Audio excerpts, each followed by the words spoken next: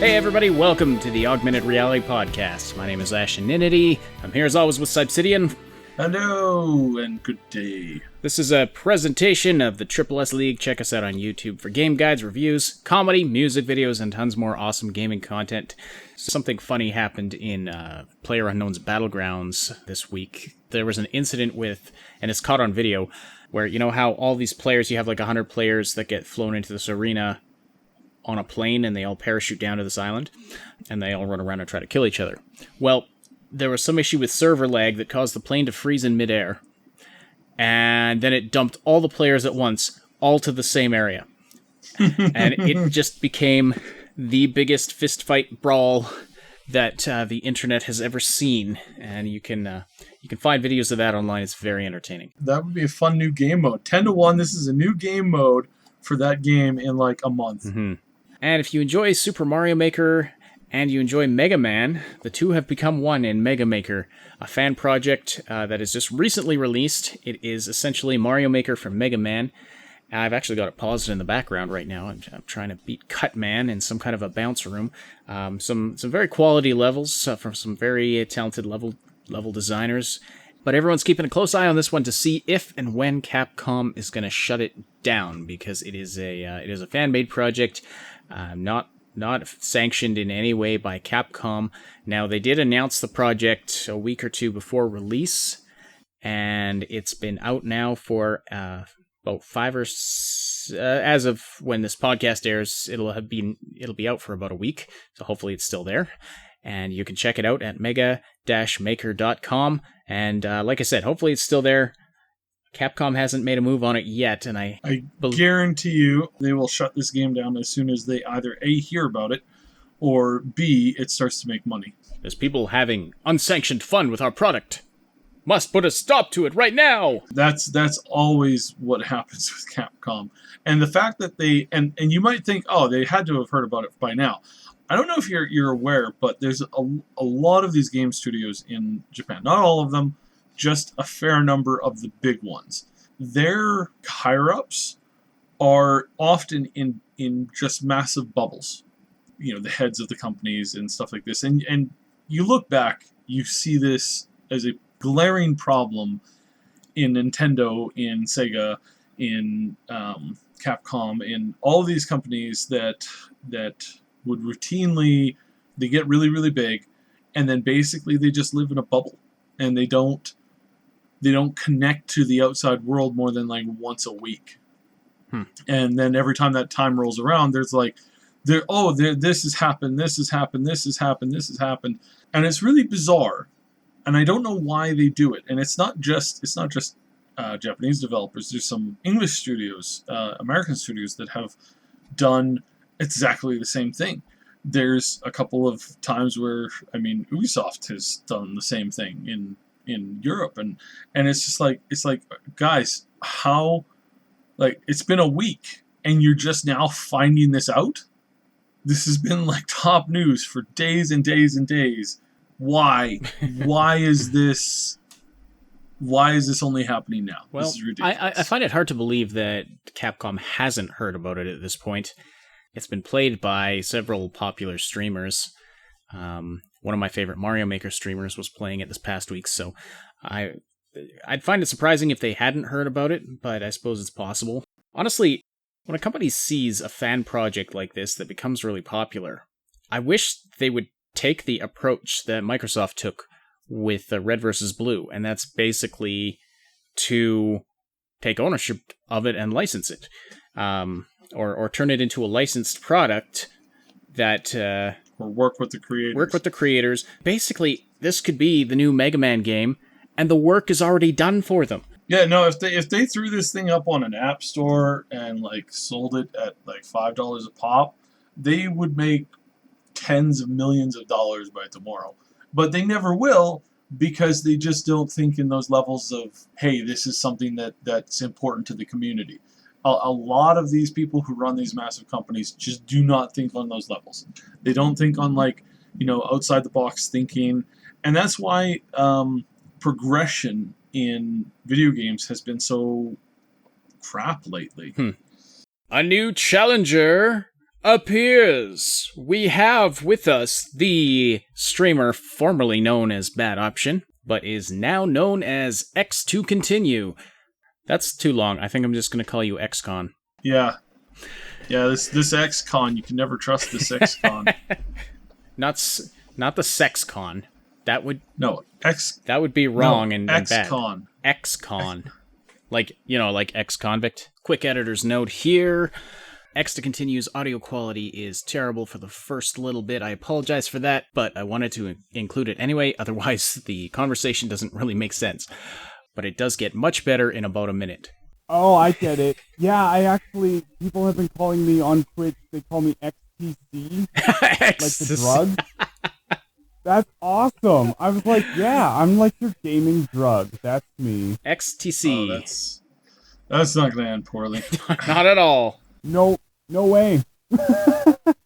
They'll love me, and then they'll either hate me or die. We were talking about Mega Man Maker, actually Mega Maker, but you just say Mega Maker, and I'm envisioning some guy trying to sell you a male enhancement product. Buy the Mega Maker, satisfy your woman tonight. But no, Mega Maker is it's Mario Maker for Mega Man, essentially, as a fan project. And we're just taking bets on when Capcom's going to shut it down. And then we were talking about how they shouldn't shut it down. They should just leave it alone. Well, either leave it alone or learn officially sanction it. Because, clearly there's a market for this. It's got a 7-person development team. They did the work for free. They're not making money on it. They can't make money on it legally. Wow. So the work's already done. You could just... They own the intellectual property. They could just say, okay, we own this now, but we're going to pay you guys to maintain it. Or whatever. Or something like that. Yeah. It would be a very cheap investment for them. Even just as a way of doing something for the fans. It's a slippery slope, though.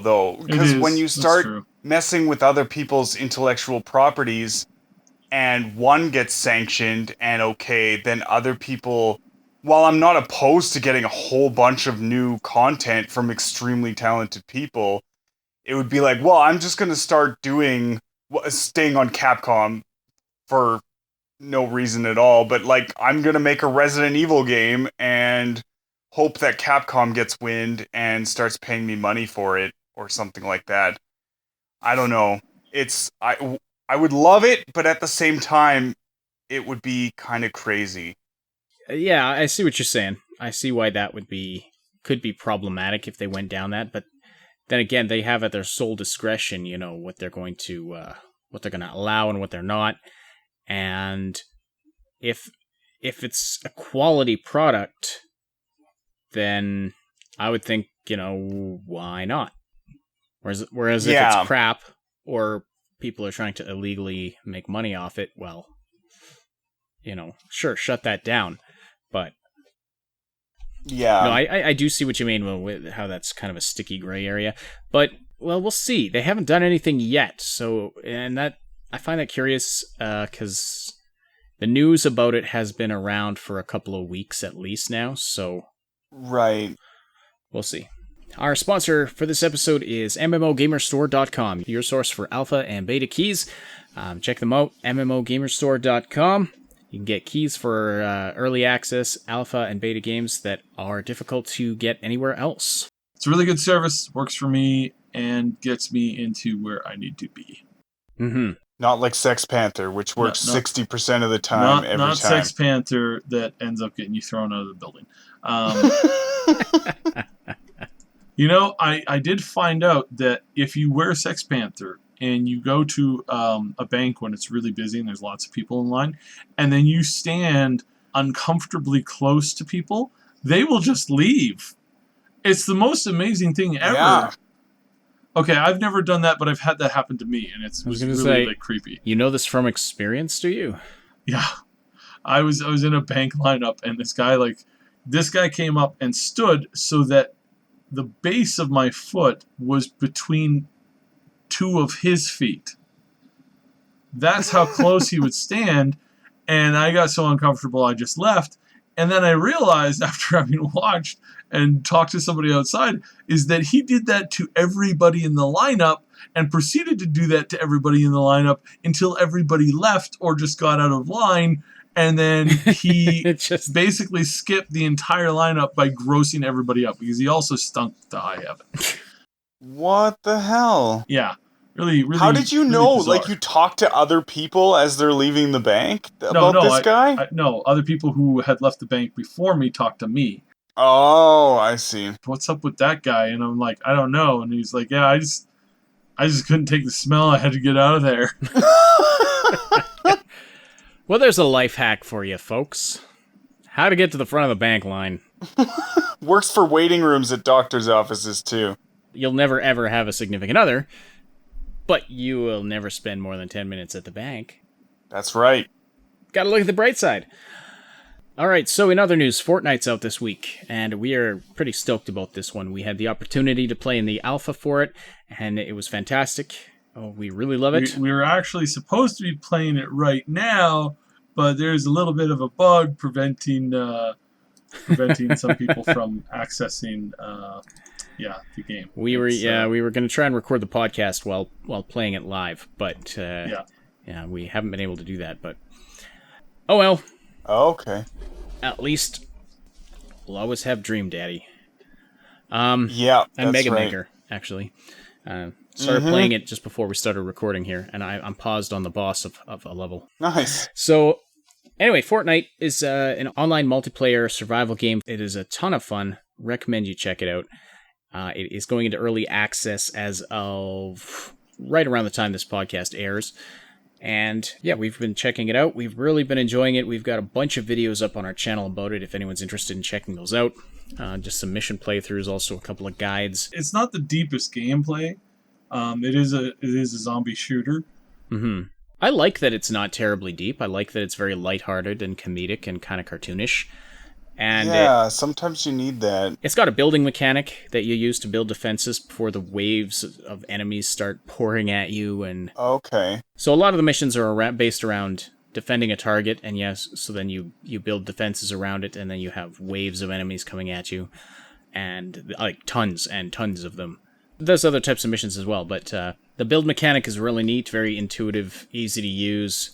It's kind of a mix between Orcs Must Die and your average sort of zombie shooter, but very lighthearted. Okay. And lots of crafting options, lots of building options, lots of progression options. If you're a fan of like long-term progression and leveling up, it's always got something for you. You level up a lot. Sweet. That's not to say that you outpace other people quickly. You don't. So you level up like 10 times within an actual level up. Say you're level 15, which means you've leveled up like 150 times. And you can play with somebody who's level 7, and there's not actually that much of a huge like disparity between the mobs at those two levels. It's doable. And that's what makes it cool, is because not only that, but when you level yourself up, it actually makes it so that whoever you're teamed up with also gets stronger. So you can actually carry lobby people through like higher missions, and you can also craft like really amazing guns and then just give them to your friend. So it's really, really going to be a really good friend playing game. Yeah. Because they can get in late and still be okay. Yeah. It makes it seem a little bit, though, that the leveling doesn't matter. If 15 and 7 are very similar, then it goes up quite high, though. So there's a... Okay. Yeah. It goes up really, really high. And there's also a time release where you start to get points over time. That's the research points tree. So your skill points you acquire by doing missions and stuff and leveling up. Yeah. But you also have these research points that just accumulate over time. And I think there's things you can do to affect the rate at which they accumulate. But they just accumulate all the time, no matter if you're playing the game or not. But you can only collect, like, there's a maximum amount that will build up before you have to actually launch the game and collect them before they'll build up. So you're encouraged to pop into the game at least once a day. Can you choose to play by yourself? Do they put bots in there? Or can you just play one person doing everything? You're it's always you against the monsters. Like, the monsters are not human controlled. The monsters are bots. Right. Not, so you can do missions solo, but it's a lot more fun to team up with people. Okay. Just wondering if they have to fill in like a team of 4. You have to be 4 people fighting the monsters. Not in the alpha anyway. The game launches as soon as you are ready to go. Awesome. Yeah, you can launch into a mission just by yourself, and then other people might spawn in a bit later, and then you're all playing on the same map. And there's various side quests you can do, but then there's one central main quest that you all have to cooperate on. That's really neat. Is it PC only? No, it's on the PS4, it's on Xbox, and it's on... Gravy. Does it have cross-platform support? Like, can you play... The Windows 10 Few enough and games the Xbox version will, at some point, feature a crossplay. I believe that's in the works, but I don't think it's in the works right now. Again, this problem with crossplay is a problem with the people at Microsoft with the Xbox and Sony people with the PS4.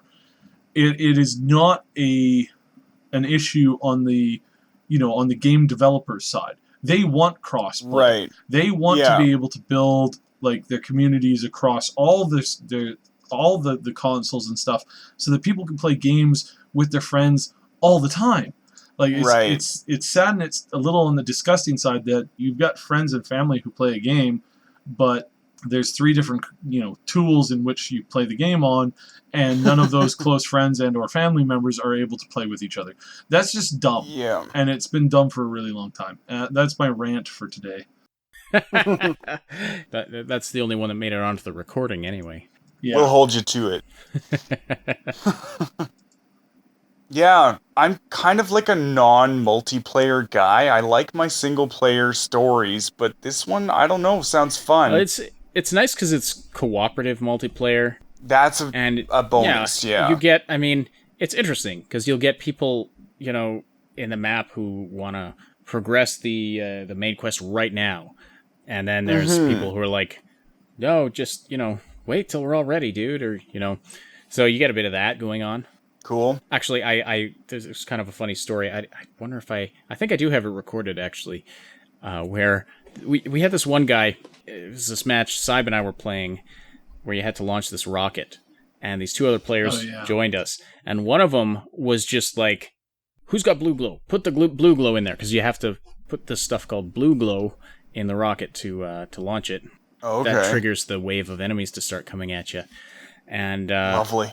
So anyway, we're between the first and second waves, and, we're trying to get ourselves patched up and collect some stuff, and everyone's off in different corners of the map doing things, and he's just standing by the rocket. We see the thing pop up that says, so-and-so, he put the blue glow in the rocket. And he's like, but he didn't have enough. So he's spamming the chat channel.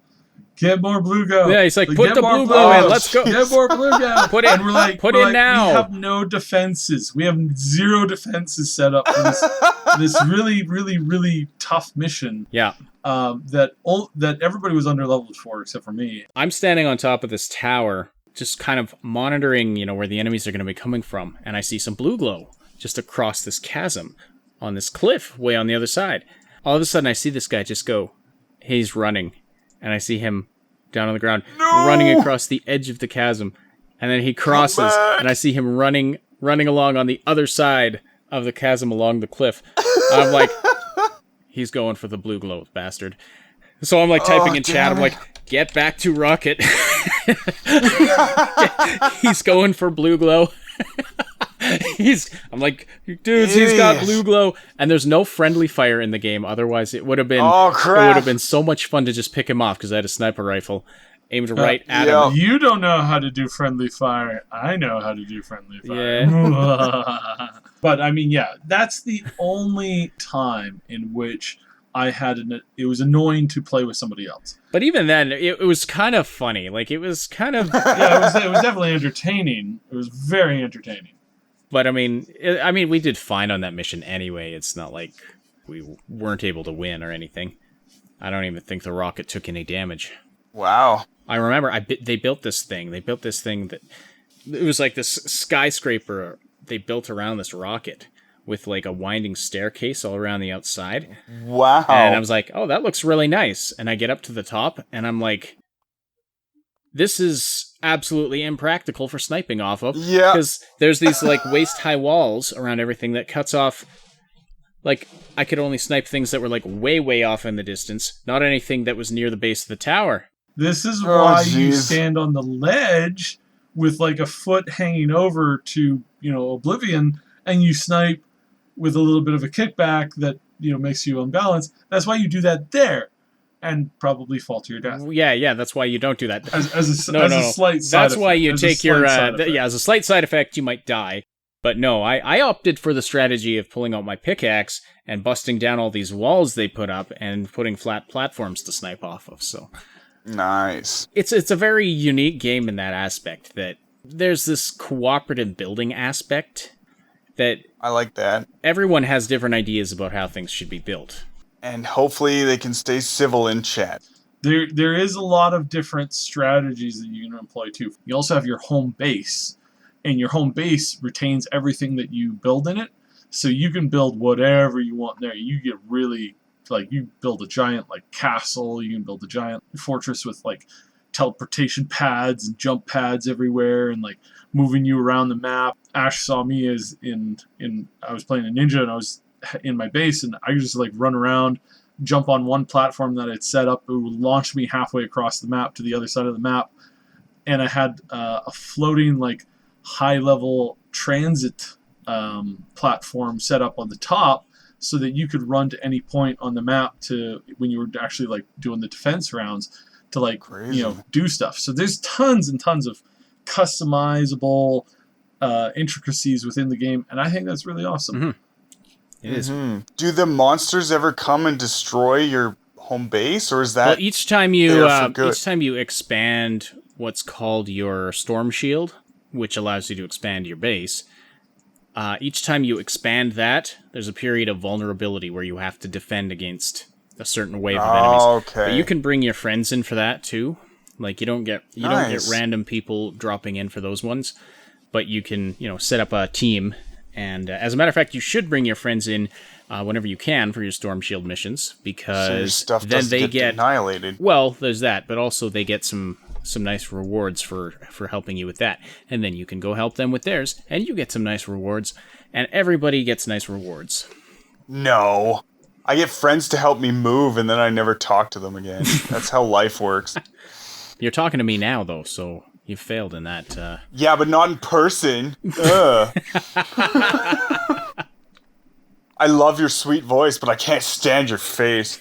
That's okay. You've got the perfect face for an audio podcast. Yeah. I think that's about all for us this week. Thank you, XCon, X to continue, for joining us. Or Ecstasy, whatever the hell people are calling you now. I can't keep up anymore with all your names. I have lots of them. I think I'm just going to keep calling you the streamer formerly known as Bad Option. No! No? No!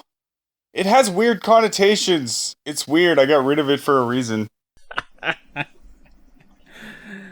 That's why I said, formerly known as whatever. When I change my name to a symbol, you can call me that. Okay, fair enough. Check out the channel for lots of Fortnite content, and we're going to be trying to stream it live sometime very soon. Thanks so much for joining us on behalf of Subsidian. My name is Ashtonity, and this has been a production of the Triple S League. And we will talk to you later. See ya, everybody! Thanks for listening to Augmented Reality, presented by the Triple S League. If you appreciate this weekly content, please consider becoming a Patreon supporter. Patrons get exclusive access to podcast outtake videos, downloadable music, an RSS feed of our podcast, and more. See patreon.com/the Triple S League for details. Also, don't forget to like and subscribe.